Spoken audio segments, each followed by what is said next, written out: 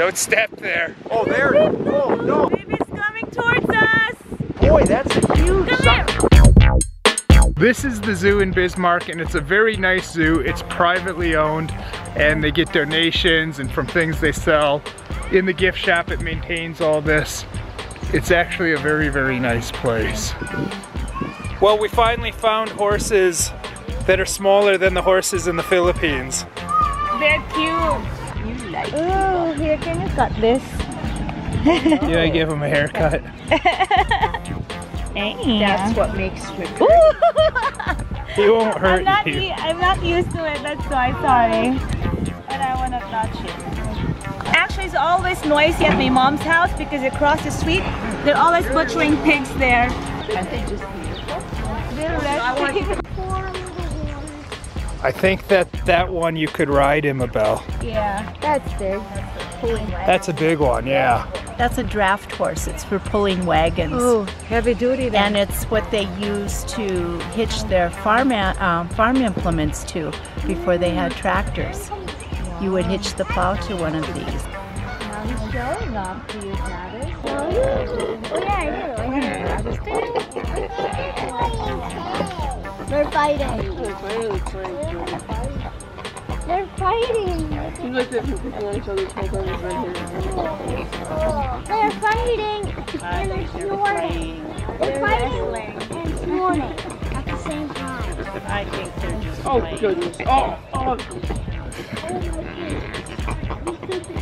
Headlock, That's how strong they are. And this is another kind of animal I'm so thrilled to meet in person. Look at them, they're so cute. Oh, look at you kissing. Don't get your head bit off by the lion while you're getting a drink. He's my friend. See, Imabelle, in this country you can actually drink the water straight out of the faucet. Yeah, that's cool. It's pretty good. That's your girl, huh? Yeah, my dark-haired girl. I love those girls with black hair. I can't resist them. Gotta give her a little bit of attention. I can hear a little bit of a purr when I do this. Owned by the state penitentiary. And they just spent how many millions fixing this up? I don't know. 50-some million or something? And we'll go buy our brand new jail. We have a brand new jail that's still being finished. It's gonna hold what, 535 prisoners or something like that? Sounds like a good place to be away from. And you know if they build a jail like that, they gotta fill it up. They can't build a big brand new building with room for 500 prisoners and then not put anybody in it. It's supposed to be done June 1st, but I think they already got people locked in there. Holds over 500 prisoners. Looks nice. Plus we got the prison. Now here you can't really build on. This is slough land. They can't build on this, I don't think. What's slough land? Well, water, mud, you know, water drains in here. This is soft. I don't think anybody will build it. What they can do with land like this, they make parks and things, because you can't build it. And they need it for when you have snow and rain and stuff. So Imabelle, you want to know where my mom teaches. This is it. Yeah, it's nice to see a school where mom teaches. The kids are not just here because they're done with their school. And you used to teach too. You used to teach too. What did you teach? I taught English and other communication subjects to college students. So this is going to be the classroom where you teach next year, Mom. Yep, this is going to be my desk. You can see I'm trying to get things organized. I have all my stuff over there that I have to put away. The table has to be put away. This is a nice room. It is a very nice room compared to a public. This is one of the oldest schools in the state. How old is this school? 140 or? A little over 140 years, this room. And right before I came here, they had outhouses. You didn't have bathrooms inside. This was a school before North Dakota was a state. Yeah. I think this drinking fountain was here when I visited when I was a kid. It was here. Yeah. Still works though. There's over 5,000 books in here for the kids to check out. 5,000 in this little room. And they complain, we don't have enough books. For 60 kids, I think I have plenty of books. Look at the presidents. They even got Trump on there. This thing's updated. This is all the presidents. This is Theodore Roosevelt, the 26th president of the United States. He spent a lot of time in western North Dakota and credits North Dakota with helping him become the man he was. He was a real macho guy. He was interested in wrestling and judo. He credits a lot of his time in North Dakota for helping him become the man he became. I haven't been here for many years, but when I was a little kid, I'd come here in the summertime when my mom would work and get things ready, and I would play here. This is very nice. It's very comfortable, it's very nice, it's big, and they have all the resources they need.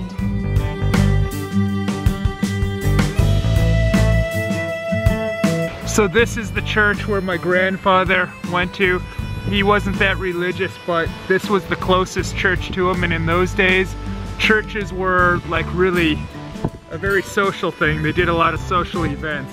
There wasn't any bars around or anything out there or any other interesting places, so if you want to socialize, you had to go to your church. This is my father, Lynn, from 1917 to 1994. My mother, Rose. This is your great-grandfather's grave, Travis. Joseph. It's very beautiful. The scenery is so relaxing. Well, it's wide open, a lot of prairie land, and in a lot of places like here, like over there at the horizon, you can see for miles. A lot of places, you know, they can't see like this. Surprises a lot of people when they come here, especially from states that are heavily populated. You go out here, there's all this open space. That's why we don't have to build skyscrapers. We've got lots of land. This green grass stuff, this green, that's our farmland. And it probably ends here where it's green. So what you're looking out here, Imabelle, this part, see over there, it's not green. I think that's the end of our land. From this, what all this green stretch here, that's what we own. We rent this out because we have to pay taxes on it. The government always charges you. Every year we owe tax.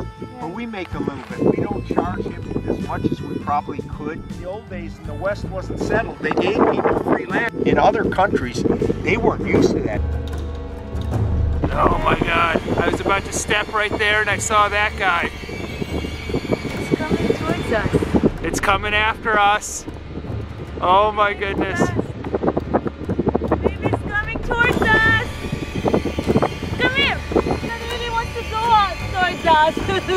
I don't know what kind, it looks pretty big. Oh no, that's a bull snake. Is that poisonous? No, they eat rattlesnakes and stuff. I think that's a bull snake. Boy, is that a big one. That's a huge one. They can bite. They kill rattlesnakes, I guess. Careful. I'm looking for a rattle. See, I don't see any rattle. I could grab his tail and... No! If you're brave enough to grab him, go for it. No. Most snakes can't come back if you grab the tip of the tail and you hold it up. They can't lift themselves up. Yeah, I think mamas can. Mamas are one of the poisonous snakes. Don't touch it! You don't want me to... Oh, there he goes. He's going. Grab him. That sucker's got to be about a 6-footer. That's a huge snake. There's probably some rattlesnakes in them because for the winter they burrow down in them holes to keep warm and hibernate over the winter. You find snake dens in there. If they dig them up, you'll find snakes. Imabelle, you want to know what a moose is? This is a moose. Oh. Oh, that's gross. I think Grandma's put some of those in chili before. I only know partridges like for the printer. Cartridge. Oh, you've never heard of the Partridge Family, the TV show? No.